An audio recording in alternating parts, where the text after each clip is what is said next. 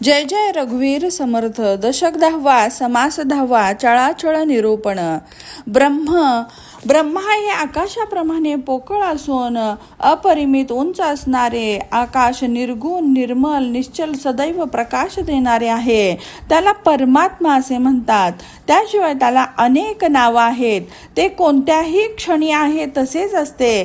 ते अत्यंत विस्तीर्णपणे पसरले असून सर्व ठिकाणी असणाऱ्या आकाशाप्रमाणे परब्रह्म हे कोणतेही दृश्य भास नसलेले भासरहित होऊन आहे तसेच असते. ते चार बाजू पाताळाच्या तळापर्यंत व सीमा नसलेल्या वरपर्यंत व्यापले असून कल्पांतांच्या वेळी ही सर्व काळी असतेच असते. अशी एक निश्चल वस्तू असताना त्यात चंचलतेचा भास झाला. या चंचला ही स्त्री पुरुष नपुंसक लिंगी अनेक नावं आहेत. तिला न पाहताच नावं ठेवणे आणि न पाहताच ओळखणे भाग पडते. सूक्ष्म असलेल्या गोष्टी जाणायला हव्यात म्हणून असे करावे लागते. चंचलाला मूळ माया, मूळ प्रकृती, मूळ पुरुष, शिवशक्ती इत्यादी अनेक प्रकारची नावं आहेत. पण ज्या वस्तूला ते नाव दिले आहे ती आधी ओळखायला हवी. वस्तू ज्ञान नसताना नुसते बडबडले तर काय उपयोग? वस्तू न जाणता नुसते नावाबरोबर पाहून जाऊ नये. वस्तूच्या अनुभवाशिवाय संशयाच्या ज्ञानाने सर्वच निरर्थक होते. निश्चल आकाशात चंचल वारा सुसाट वाहू लागला तरी आकाश आणि वारा यात भेद असतो, होय ना? त्याचप्रमाणे निश्चल परब्रह्मात चंचल माया भ्रमाचा भास झाला आहे. आता त्या भ्रमालाच आधार मानून त्याची कथा विस्ताराने सांगत आहोत, ती ऐका. आकाशात वारा सुटल्याप्रमाणे निश्चलात चलन झाले. ते इच्छा स्फूर्तीचे स्फुरण आहे. त्यानंतर त्याला मी अशी जाणीव झाली. या जाणीवेला मूळ प्रकृती असे म्हणतात. अशा प्रकारे ब्रह्मांडाच्या महाकारण देहाची रचना झाली. तीच महामाया म्हणून ओळखली जाते. त्यानंतर ब्रह्मांडाचा कारण देह असलेला अव्याकृत सूक्ष्म देह असलेला हिरण्यगर्भ आणि स्थूल असलेला विराट असे क्रमवार उत्पन्न झाले. असा पंचीकरण शास्त्रामध्ये ईश्वराच्या 4 देहाबद्दल सिद्धांत केला आहे. असो, आम्ही आधी सांगितल्याप्रमाणे जाणीव ही मूळ माया आहे.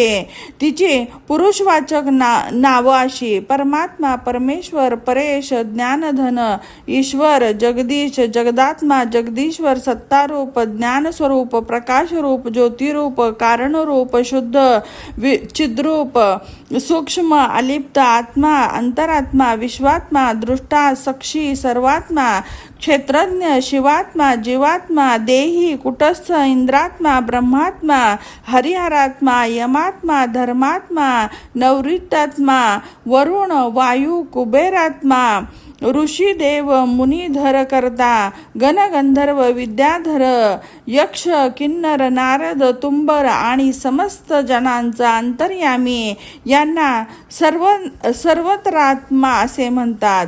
चंद्र, सूर्य, तारामंडल, भूमंडल, मेघमंडळ, 21 स्वर्ग, सप्तपाताल हे अंतरात्माच चालवतो. विस्तार पावलेल्या या गौप्य वेलीची पुरुष नावं सांगून झाली. श्रोतेहो, आता जाणीवेची स्त्री नावं ऐका. विश्वेश्वरी, मूळ माया, जगदीश्वरी, परम विद्या, परमेश्वरी, विश्ववंद्या, त्रैलोक्य जननी, अंतर्हेतू, अंतर्कळा, मौन गर्भ, ज्ञानकला, चपल, जगज्योती, जीवनकला, परापश्यंती, मध्यमा, युक्ती, बुद्धी, मती, धारणा, सावधानता, भूत, भविष्य, वर्तमान यांना वेगळे करून दाखवणारी परीक्षा, ती जागृत, झोप, स्वप्न, तुर्यावस्था, तटस्थता यांना आणि सुख दुःख, मानापमान या सर्वांना जाणते. ती अत्यंत कठोर आणि दयाळूही आहे. याशिवाय अत्यंत कोमल, प्रेमळ आणि अतिशय कोपिष्ठ व लोभी आहे. तिच्यामुळेच शांती, क्षमा, विरक्ती, भक्ती, अध्यात्मविद्या, सायुज्य, मुक्ती, विचार, सहज स्थिती या सर्व गोष्टी संभवतात. प्रथम चंचलाची पुरुष नावं सांगून नंतर स्त्रीचं नावही सांगितलं. आता तिची नपुंसक नावं ऐका. जाणणे अंतःकरण चित्त श्रवण मनन चैतन्य चंचल असलेले जीवन मी तू म्हणणे, जाणून घेणे, ज्ञानित्व, सर्वज्ञता, जीवत्व, ईश्वरत्व, अलिप्तत अशी अनेक नावं असली तरीही जगाला प्रकाशक असणारे तत्व एकच आहे, ते सर्वाचा अंतरात्माच आहे. ही गोष्ट सुज्ञ जाणकार लोकांनी जाणली आहे. आत्मा, जगज्योती आणि सर्वज्ञता हे तिन्ही मिळून एकच वस्तू असून केवळ ज्ञानरूप असणारे अंतःकरण तेच आहे, हाच सिद्धांत आहे. बरं, अशी तिन्ही लिंगाच्या नावांची रासच झाली तरीही जगत रचनेच्या अवाढव्य कार्यात ती जाणीव आणखी कोणत्या नावाने उरते, त्याचे वर्णन किती म्हणून करू शकणार. असो, मुख्य म्हणजे सर्वांना चालना देणारा एक अंतरात्मा असून तोच अनेकत्व चालवतो. मुंगीपासून ब्रह्मदेवापर्यंत सर्व त्याच्यामुळेच चलन पावतात. मुख्यत्वे करून तो अंतरात्मा कसा आहे हे ओळखाना. सर्व मजा त्यातच आहे. जाणवत असला तरी तो दिसत नाही, प्रतीतीला येत असला तरी तो प्रत्यक्ष भासत नाही, शरीरात असला तरीही तो एकाच ठिकाणी स्थिरावत नाही. अंतरात्मा एकदम संपूर्ण आकाशात भरून जातो, सरोवर पाहताच पसरतो. कोणत्याही वस्तूत दिसला तरीही तो पुन्हा चहूकडे उरतो. डोळ्यांना पदार्थ दिसताच त्यांच्यासारखाच होतो. चंचलतेत वाऱ्यापेक्षाही वरचढ आहे. तो कित्येक डोळ्यांनी पाहतो, कित्येक जिभेने चव चाखतो आणि कित्येक मनाने जाणून घेतो. अंतरात्मा कानात बसून शब्द ऐकतो, नाकाने वास घेतो, त्वचेने शीतोष्ण इत्यादी जाणतो. अशा तऱ्हेने पदार्थाचे अंतर्गत गुणधर्म जाणतो. पण तो सर्वांमध्ये असूनही सर्वांपेक्षा वेगळा आहे. त्याची अगाध लीला पाहून त्याचे त्यालाच माहीत असेच म्हणावे लागेल. तो पुरुष नाही, स्त्री नाही, बालक नाही की तरुण नाही, अथवा मुलगी नाही, नपुंसक देह धारण केला तरी नपुंसक नाही. तोच सर्व देहांना चालवितो. त्याला करूनही अकर्ता असे म्हणतात. त्याला क्षेत्रज्ञ, क्षेत्रवासी, देही, कुटस्थ असे म्हटले आहे. जगात दोन पुरुष आहेत, त्यांची नावं क्षर आणि अक्षर अशी आहेत. सर्व भूतांना क्षर पुरुष आणि कुटस्थांना अक्षर पुरुष म्हणतात असे वाटते. या दोघाशिवाय उत्तम पुरुष वेगळाच आहे. तो कोण? तर निष्प्रपंच, निष्कलंक, निरंजन, निर्विकार, एकमेव असलेला परमात्माच होय. साधकांनी आपल्या चार देहाचे निरसन करून देहातीत व्हायला हवे, तेव्हा तो अनन्य भक्त असे वाटते. आता सर्व देहांचा नाश झाल्यावर तेथे अंतरात्मा तरी कसा काय शिल्लक राहणार. निर्विकार परब्रह्मामध्ये विकाराला वाव नसतो. तात्पर्य निश्चलच परब्रह्म असून चंचल सर्व माईक आहे. अशा विवेकाने निश्चयात्मक अनुभव पहा.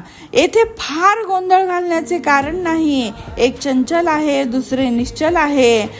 त्यातील शाश्वत कोणते ते ज्ञानाने ओळखायला हवे. असाराचा त्याग करून सार वस्तू घेण्यासाठीच सारासार विचार करणे आवश्यक नाही का? ज्ञानी पुरुष सदैव असे शाश्वत अशाश्वत पाहतात. जेथे ज्ञानच विज्ञान स्थितीला पोचते आणि मनच उन्मन्न होते, त्या पूर्ण स्थितीत आत्मा चंचल कसा असू शकेल? हे काही नुसते सांगणे ऐकण्याचे काम नव्हे, आपल्या स्वतःच्या अनुभवाने जाणायचे आहे. पण अनुभवाशिवाय कष्टात राहणे हे पापच होय. सत्या इतके पुण्य नाही, असल्या इतके पाप नाही, होय ना? पण त्याचा अनुभव प्राप्त करून घेतल्याशिवाय समाधान कदापि मिळणार नाही. सत्य म्हणजे स्वरूप आणि असत्य म्हणजे माया हा सिद्धांत आहे. येथे आम्ही पाप पुण्याची खरी स्थिती काय आहे त्याचे निरूपण केले आहे. सारासार विवेकाने दृश्यरूपी पाप नाहीसे होऊन पुण्य स्वरूप असलेले परब्रह्म उरले आणि साधक तेच आपण झाल्याने काही बोलता येईन असे झाले. आपण देहाचे संबंधच नसलेली स्वतः सिद्ध वस्तू असल्याने पापराशी जळून राख झाल्या. त्याशिवाय एक ब्रह्मज्ञान सोडून उरलेली जी साधना आहेत ती म्हणजे निव्वळ शीनच होय. त्या बाह्य साधनेने सर्व दोष कसे काय धुवून जातील. मुळात शरीर पापानेच निर्माण झाले आहे आणि त्यानंतर शरीराने पापच घडतात. आत रोग असताना वरवरचा उपचार काय करेल. शरीराला अनेक क्षेत्रामध्ये नेऊन त्याचे मुंडन करून अनेक तीर्थामध्ये स्नान केले, तेथील अनेक निर्बंधाचे खंडन करून अथवा अनेक प्रकारची माती घेऊन घासले आणि तप्त मुद्रेने डागले आणि वरवरचे खरडून काढले तरी ते शुद्ध होऊ शकत नाही. शुद्धीसाठी शेणाचे गोळे गिळले, तांब्याभर गोमूत्र प्राशन केले, असंख्य तुलसी माला, रुद्राक्ष माला, काष्टमणी धारण केले, पण वर अशी कितीही सोंग केली तरीही आत भरलेले दोष कसे काय नाश पावतील.